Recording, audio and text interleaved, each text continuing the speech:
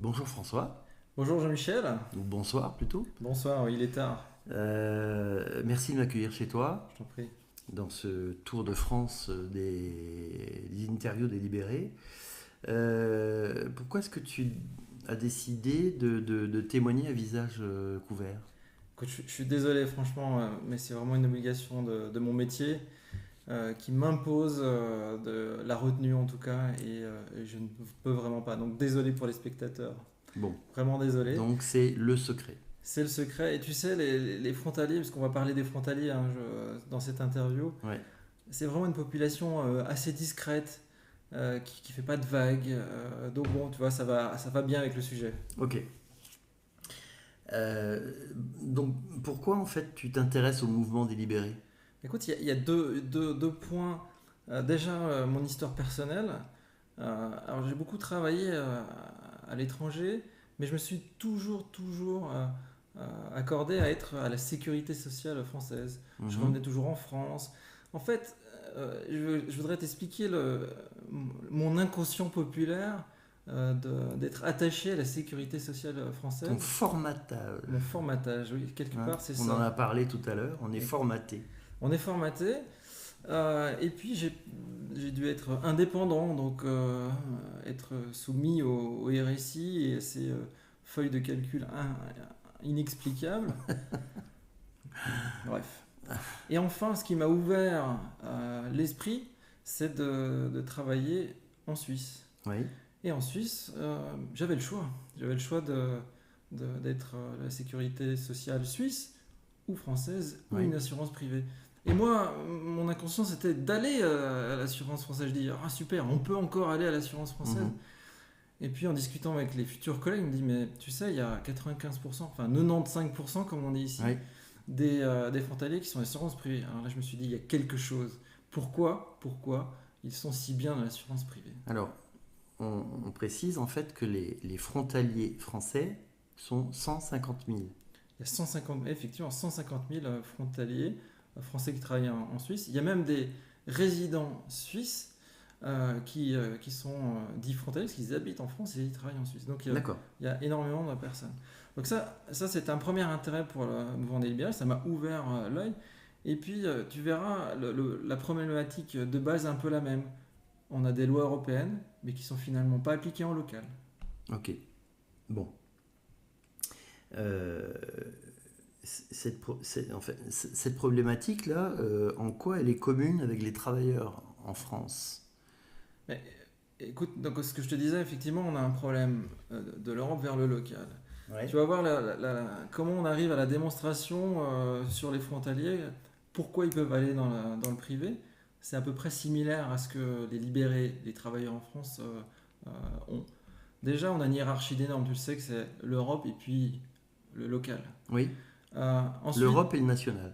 l'Europe et le national. Mhm. Alors quand tu as plusieurs pays, c'est pour ça que j'ai dit Europe et local. Il y a un règlement communautaire qui dit euh, le principe de territorialité, pardon, c'est difficile à dire, tout salarié cotise dans le pays dans lequel il travaille. Mhm.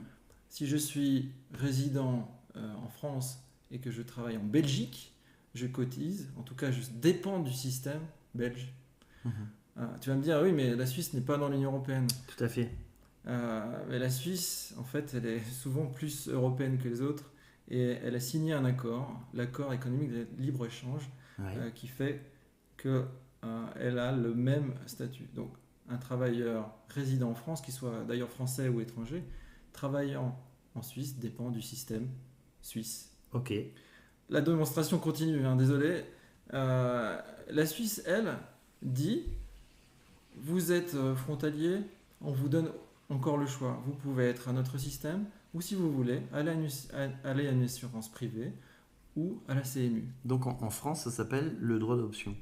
En France, ça s'appelle le droit d'option. Le vrai terme, c'est le droit d'exemption. D'accord. Voilà, si on veut être très très précis. Ok. Et comme je te disais, 95%, Ouais. 95% des Mhm. frontaliers ont choisi une assurance privée. Mhm. 95%. de 150 000 frontaliers ont choisi Ok. une assurance privée. Bah, donc, en fait, c'est la liberté, vous êtes libre. Alors, je ne vais pas te faire une réponse de Savoyard, mais je vais te faire une réponse de Normand. Oui et non. Oui, et non, exactement. Oui dans le passé, et oui j'espère dans le futur, mais normalement non depuis le 1er juin 2015, donc c'est très très récent. Ok, donc explique-nous ça dans le détail. Alors, évidemment, l'État français essaye de récupérer l'argent où il peut, l'argent de ces 150 000 frontaliers.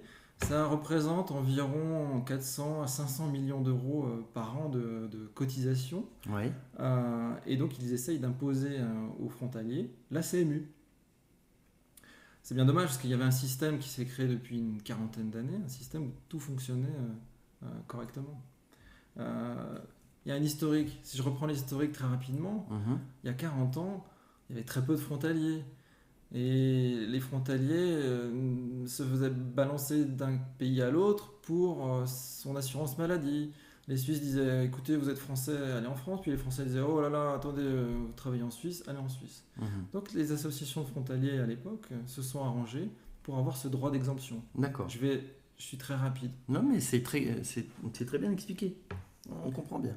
Voilà. Et depuis 40 ans, c'est créé en fait on appelle ça une synergie, un écosystème, ou en tout Ouais. cas une cohérence géographique. Regardez la carte par exemple pour Genève. Genève est une espèce d'enclave Mhm. en France.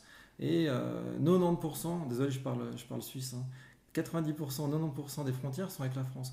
Donc grosso modo, les gens du pays de Gex, les gens du Genevois français qui sont à la frontière, n'ont aucun médecin en France. Il n'y a aucun médecin, aucun hôpital.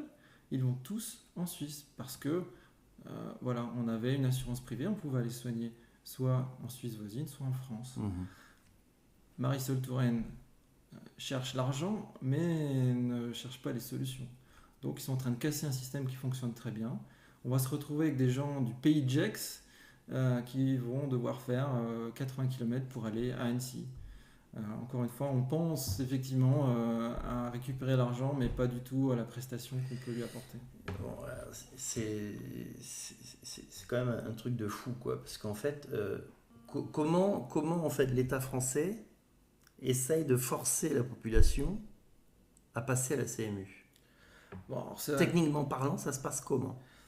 dans le détail, Parce que là, tu nous annonces la date du 1er juillet 2015. 1er d'accord juin 2015. Donc Pardon, elle est passée en plus. 1er 1er juin. juin 2015. 1er juin. Donc décret d'application 1er juin 2015. Alors c'est assez simple. Alors, moi j'appelle ça de la désinformation ou Ouais. c'est de l'information. Ouais. Mais ça a été encore plus simple. On avait des assurances privées, des assurances dites au premier euro. Elles existent en France. En France, c'est ça qui est dingue. Elles existent depuis des dizaines d'années puisque les frontaliers peuvent en bénéficier. Bah, tout simplement, Tu as l'État des français... exemples, de noms d'assurance que tout le monde connaît? MMA, Swiss Life sont parmi les plus connus. Les plus Mais connus. il y en a, D'accord. il y en a une bonne dizaine, voire Et elles voire sont plus. avantageuses. Elles sont avantageuses, elles sont du style des assurances que l'on a hors de nos frontières pour les libérer. D'accord. Alors elles sont encore même plus avantageuses, il y a un petit système différent. En Suisse, l'employeur assure pour le côté accident. Ok. Donc elles sont même encore un petit peu plus avantageuses, encore un petit peu moins chères en tout cas. Et en plus, vous aviez une couverture excellente. Couverture excellente et on pouvait se soigner en France ou en Alors. Suisse. Alors qu'avec la CMU, c'est pas gagné, quoi. Avec la CMU, c'est pas gagné. Alors nos médecins sont quand même très très bons. Oui, mais on parle pas de la médecine, là. On Non. parle de la couverture. On parle de la couverture. On est d'accord. Et là, la couverture devient très mauvaise. Ouais. Voilà. Donc techniquement, on t'envoie un courrier. Alors, techniquement, on a reçu un courrier. Quand je dis on, c'est une certaine population. Ouais. La population frontalière a reçu un courrier, qu'on soit frontalier ou pas. On a l'impression que tout le monde a reçu ce courrier. Ils ont tiré un petit peu dans tous les sens. On a reçu ce courrier nous disant et nous invitant à aller s'inscrire à la CMU, à aller déposer son dossier. Voilà, tout simplement. Et les assurances de leur côté ont dit, bien écoutez, à partir du 31 mai 2015 au soir, à minuit, vous n'êtes plus assuré car nous n'avons plus le droit de vous assurer. C'est-à-dire que les assureurs français sont dans l'illégalité s'ils continuent à vous assurer. En fait, ils n'ont plus le droit. Voilà. Donc du coup, ça s'arrête. Point. Le contrat, Le contrat, terminé. Le contrat s'arrête, terminé. Donc on doit trouver une alternative. Donc on doit trouver. Alors ça veut dire qu'en fait, des Français qui travaillent en Suisse peuvent se retrouver sans aucune couverture sociale si, par exemple, ils ne font pas de démarche pour aller s'inscrire à la CMU. On est d'accord? Exactement. Exactement. Donc, Bon. d'ailleurs, pour la petite anecdote, si je peux me permettre, rien n'a été prévu. Il y a évidemment certains frontaliers, pour leur conviction personnelle, par manque d'information, par peur, je ne sais pas, Oui. ont déposé leur dossier au CMU et ils ne sont toujours pas inscrits, évidemment. Uh-huh. La CPM va fermer tout l'été pour les vacances. Pour les vacances, mais elle va aussi devoir faire du travail exceptionnel pour inscrire ces frontaliers. Ok. Bref. Donc finalement, la solution pour les frontaliers, En fait, elle est simple. c'est laquelle? Et elle se rapproche des libérés. C'est pour ça qu'on a vraiment un combat qui se rapproche de plus en plus. Voilà. Donc c'est pour ça qu'en fait, je suis venu te rencontrer également. Hein. Alors explique-nous en fait la solution pour les frontaliers. Eh bien, écoute, je vais te dire ça en une seconde. Ouais. C'est la même chose que pour les libérés. S'assurer hors de France, Ouais. en Union Européenne, avec une assurance privée au premier euro. Donc je tairai les noms que tout le monde connaît. Ouais. Et voilà, donc personnellement, je suis allé... Donc du coup, vous allez rejoindre le mouvement des libérés. quelque part, on va rejoindre le mouvement des libérés. Oui. Parce que de toute façon, on aura le même combat, puisque à un moment donné, si on vous oblige de force, enfin si les CPM vous obligent de force à vous inscrire à la CMU, bah, vous pourrez vous battre exactement de la même manière en disant bah, les CPM sont des mutuelles, on n'est pas obligé, puisqu'on n'a pas de contrat. Exactement. Donc, Et le début de l'argument juridique est légèrement différent, puisqu'on a ce règlement dont je te parlais tout à l'heure, ce règlement communautaire qui dit de toute façon déjà à la base, je ne dépends pas de la France, je dépends de la Suisse. Oui. Point barre. Parce que tu travailles sur le sol national suisse. Voilà. Bon, ok. Alors, là, on va juste poser une question relativement simple. Quels sont les risques? Alors, pourquoi je te pose cette question? C'est pour apporter une réponse aux frontaliers qui ne sont pas habitués à voir les vidéos du mouvement des libérés ou qui ne connaissent pas le combat du mouvement des libérés. Donc, je te pose la question. Quels sont les risques? Alors, on est au mois de juillet, la directive, en tout cas l'application de changement s'est fait il y a un mois, on a vraiment peu de recul. Oui. Mais je dirais à peu près les mêmes qu'un indépendant qui quitte le RSI à l'heure actuelle. D'accord. Mais on a beaucoup d'espoir. Quand je dis on, le on, il y a des mouvements aussi, hein. Il y a des associations de frontaliers Oui. qui sont montées au créneau en termes juridiques avec la même verve Mhm. et qui pensent de toute façon que dans quelques mois, toute cette partie légale aura sauté parce qu'on va aller du côté suisse, on va se défendre du côté suisse, Mhm. qui est assez pragmatique. La Suisse est un pays pragmatique en général. Ouais. Et on pense, oui, ils ont cette qualité. Enfin, en tout cas, on pense qu'elle va nous servir pour que, de toute façon, légalement, la Suisse nous dise bah, écoutez, assurez-vous Où vous voulez. où vous voulez, on vous couvre. Allez, Mhm. voilà. Bon, pour conclure, les frontaliers et libérés, même combat. Eh oui, alors attention, sauf que nous, on est déjà libérés et qu'on veut surtout le rester. Bon, tu vas partager ta libération avec le mouvement des libérés, Avec plaisir. mon cher François. Avec Bon, plaisir. je te passe la parole. Tu peux regarder la caméra dans les yeux et puis je te donne la liberté de dire le dernier mot pour conclure cette interview. Liberté. Merci François.